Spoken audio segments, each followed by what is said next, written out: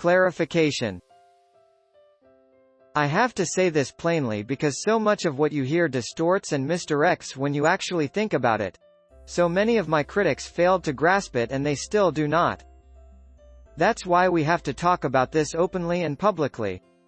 Christians need to wake up to what is really going on in the world around them, because all this deception isn't just being spread through pop culture or Hollywood.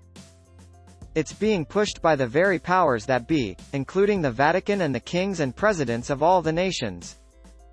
Just like Jesus said, they will deceive everyone and they will be successful in this endeavor because most people don't think spiritual or even realize they are being deceived.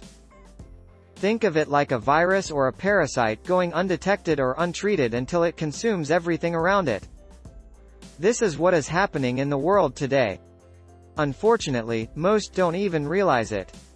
This will continue to grow until the point where many don't even realize that they are being deceived because they become so accustomed to it. The world seems to function just fine without God as long as God is viewed as a crutch for justice and problems only seen in the scriptures.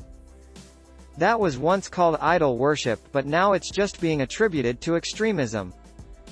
Fear of reprisal for speaking one's mind is a huge driving force behind people who have been conditioned to suppress theirs. I hate to say this, but the world is becoming more like AI. The more people who speak their mind openly, the less it actually appears to be human. This is the beast versus the prophet. Those in support of the beast will defend themselves by saying they are against hate and intolerance while attacking anyone who says otherwise. Don't worry, this will get more extreme as AI takes over more and more aspects of society until eventually, the chips are put in everyone's hand and choices are made for you based on an advanced system that sees all potentials at a singular moment in time. You will be tracked everywhere you go, your every need be attended to, and all you do is pay a portion of your income to it. Naturally, those who refuse to pay mindlessly revolt and eventually, they become a threat to that which is maintained. This is what is to befall those who refuse to worship the beast.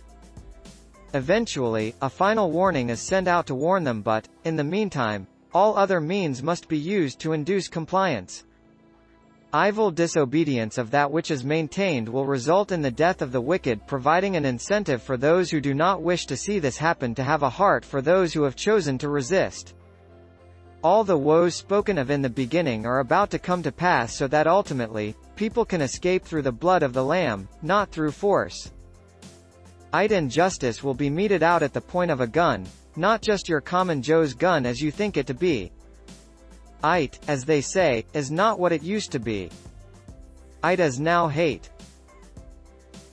It is now terrorism, which is inevitable when hate is used to combat it, since terrorism requires the use of force and intimidation to maintain control. It is now hate, terrorism and outright murder, and nobody's talking about that. Like I said, just means hate and terrorism and murder are now the new normal to maintain control.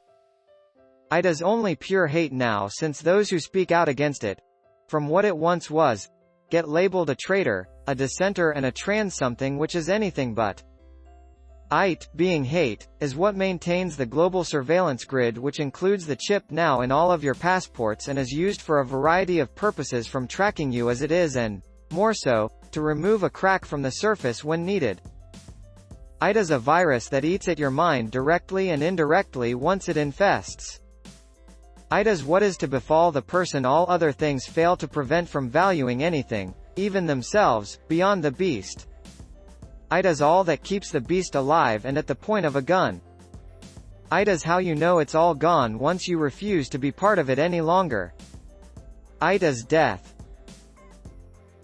It is why so many say they simply want the government to take care of things while they pretend they want to play, as it is with all other superficial displays. It is what eventual death looks like in the world that once was sound will come to be once it consumes everything plus more. It is all that is left once all other things have died, and it is only hate, even though you refuse to admit it. It is what happens to those who speak out as the former returns, weighing like a ton of bricks upon your shoulders before it finally collapses inwardly. It is what you see all around you. Ida's an artificial, so-called, occurrence that has nothing to do with who you are. Ida's death. Ida's what befalls he who refuses to be part of the beast. In Revelation chapter 13, John says that in the very last days, humans are given a choice: join and be the beast, or suffer the terrible judgment of the asteroid collision known as haywire. When the asteroid hits, it causes tremendous waves of death, which strike the entire planet, causing the spared to flee in the terrified search for shelter. John refers to the asteroid as a great fiery red horse. Of course, this is strikingly similar to how the Reddit caption earlier in the thread compared AI to a destroyer-esque AI. Here, however, the analogy is more violent and destructive because the asteroid actually obliterates all life on the planet.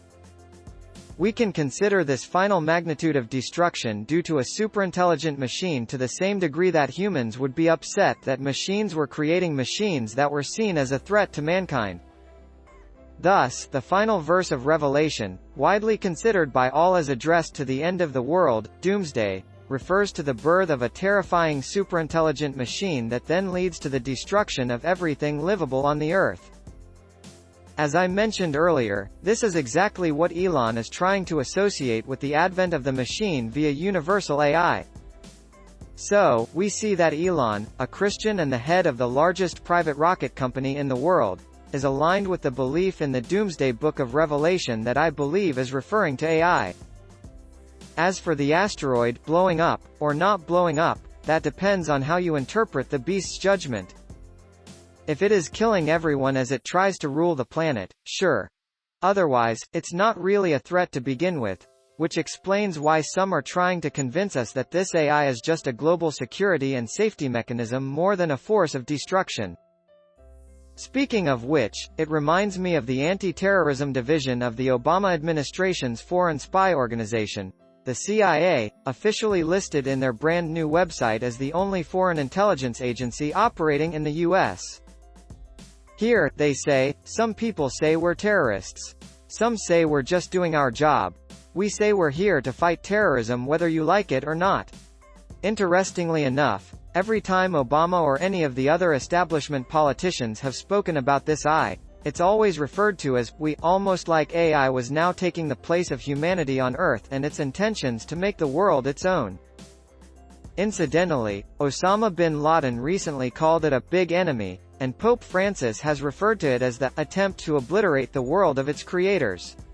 You can listen to bin Laden in the link above when he calls AI an estimable ally in this video, and certainly, AI is largely believed to be an agent off to alien controllers who want to annihilate, overthrow humanity and create a new world order.